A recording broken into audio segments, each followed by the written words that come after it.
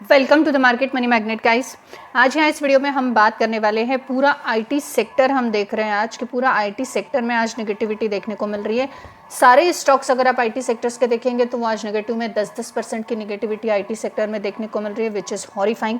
तो चलिए हम देखते हैं कि आईटी सेक्टर के इस क्रैश के पीछे के रीज़न क्या है और पर्टिकुलर जो स्टॉक्स हैं उनके पीछे के भी कुछ स्पेसिफिक रीजंस हो तो हम वो भी जानेंगे।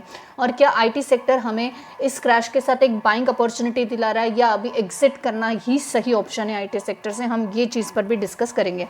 This video is only for the educational purpose, so take it as educational purpose. I am not giving any recommendation here, neither a buy nor a sale. तो चलिए हम देखते हैं आईटी सेक्टर के इस घमासान क्रैश के पीछे के रीजंस क्या रहे हैं। सबसे पहले अगर हम बात कर ले स्टॉक्स की तो आप यहाँ पर देख सकते हैं इंफोसिस की अगर हम बात करें तो इंफोसिस लिमिटेड आज करीबन 3.20% की गिरावट में देखने को मिल रहा है। मार्केट के ओपन होते ही इंफोसिस में हमें जो है ये गिरावट देखने को मिली। वहीं पे अगर बात कर ले HCL टेक्नोलॉजीज लिमिटेड की तो आप यहाँ पर देख सकते हैं कि HCL टेक्नोलॉजी लिमिटेड जो है करीबन 10.49% यानी 10.5% की गिरावट में हमें देखने को मिल रहा है। अगर HCL टेक, इंफोसिस ये कंपनियां आईटी सेक्टर की इतनी बड़ी बड़ी गिरावट में हैं तो ऑब्वियस है कुछ ना कुछ रीजंस तो इसके पीछे होगा जो हमें जानना ज़रूरी है।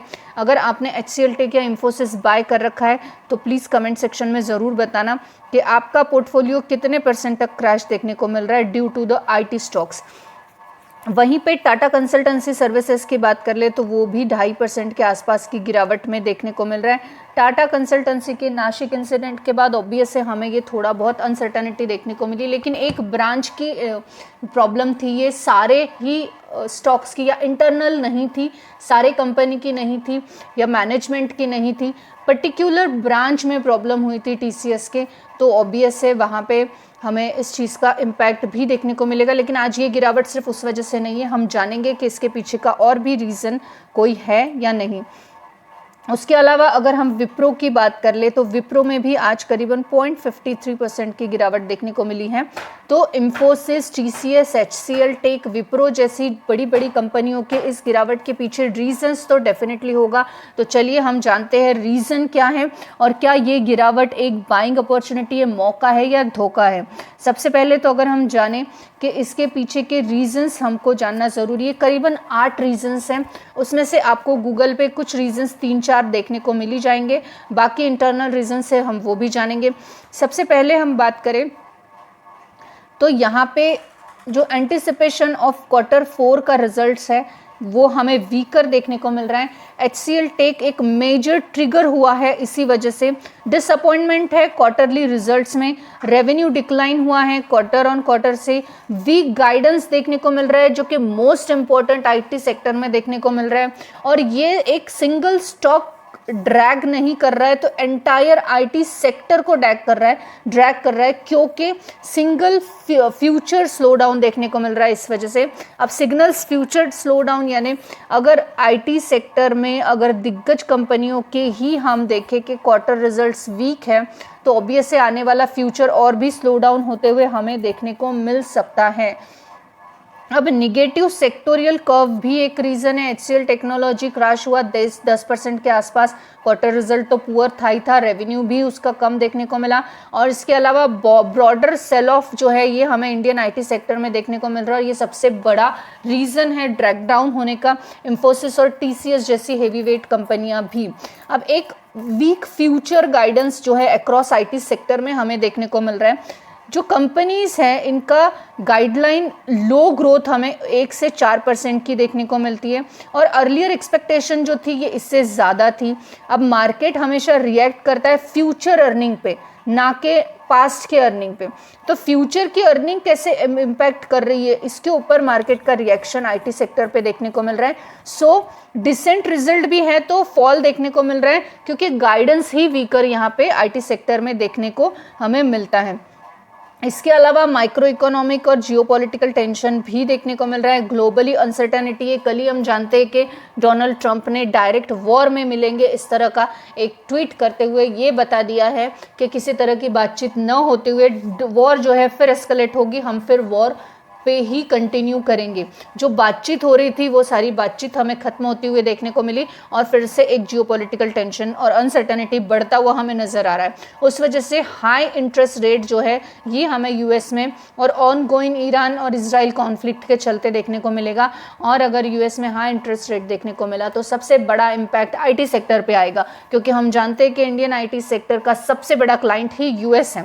तो ऑब्वियस है यहाँ पे एक एड ऑन मार्केट में वोलेटिलिटी और कंसर्न ओवरऑल ग्लोबल टेक में हमें देखने को मिल रहा है due to the war escalation क्या डायरेक्ट यूएस की तरफ से एक चीज मिल चुकी है कि अब वॉर ही होगा। अब यूएस और यूरोपियन क्लाइंट का कटिंग होगा आईटी बजट ऑब्वियस है वॉर के चलते, और उस वजह से नए प्रोजेक्ट डिले हो जाएंगे और बीएफएसआई या टेलीकॉम या टेक क्लाइंट्स जो है इस वजह से कॉन्शियस होते हुए देखने को मिलेंगे। और इस वजह से आईटी का जो डिपेंड है हेवीली यूएस इकोनॉमी पे वो स्लो डाउन हो जाएगा और इस वजह से डायरेक्टली जो आईटी का प्रॉफिट है ये हमें इफेक्ट होता हुआ देखने को मिल सकता है। और अगर आईटी प्रॉफिट इफेक्ट होगा तो ऑब्वियस है वहाँ पे हमें ये देखने को मिलेगा कि आईटी सेक्टर में स्लो डाउन आ रहा है। उसके अलावा मोस्ट इम्पॉर्टेंट और हिडन रीजन है जो कि बहुत सारे लोग इग्नोर कर रहे हैं वो है आईटी डिस्ट्रिब्यूशन फियर। अब डिस्ट्रिब्यूशन फियर जो है आईटी का, इसका सिंपल सा अगर लेमैन लैंग्वेज में मैं बताऊं तो एआई जो है इस वजह से रिड्यूस होगा मैन पावर का डिमांड और इंक्रीज होगी इफ़िशिएंसी। तो अब क्लाइंट्स जो है ऑटोमेशन इंस्टेड पे जाएंगे लार्जर आईटी स्पेंड करने के अलावा। अब ऑब्वियस से एआई का ज़माना चल रहा है और एआई की वजह से मैन पावर की ज़रूरत नहीं पड़ेगी और एआई के इंस्ट्रक्शन के साथ ही हम देखेंगे कि इस तरह की चीज़ें जो वो डिमांड कर रहे हैं मैन पावर जिसको डिज़ाइन कर रहा था अब वो कंप्यूटर डिज़ाइन कर देगा।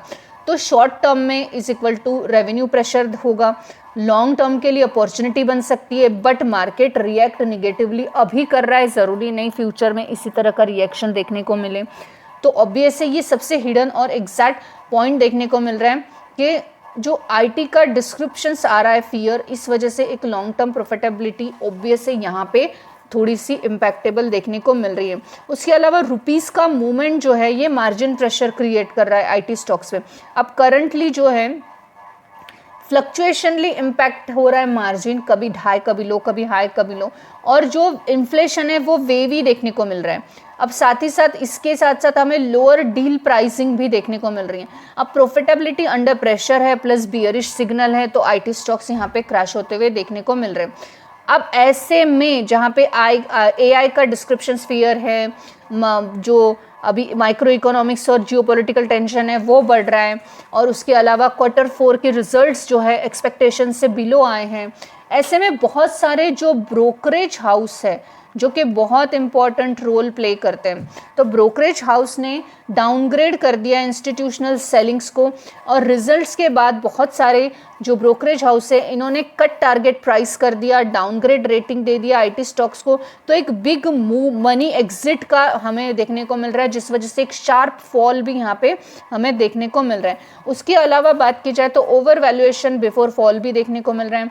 स्टॉक्स जैसे कि इंफोसिस, टीसीएस, एचसीएल टेक जो है ये एक प्रीमियम वैल्यूएशन पे ट्रेड कर रहे थे, तो वहाँ से हमें एक्सपेक्टेशंस जो था ये एक फास्टर करेक्शन का देखने को मिलने वाला था, तो एक वो एज इट इज़ हम बोल सकते ट्रेंड फॉलो हुआ है।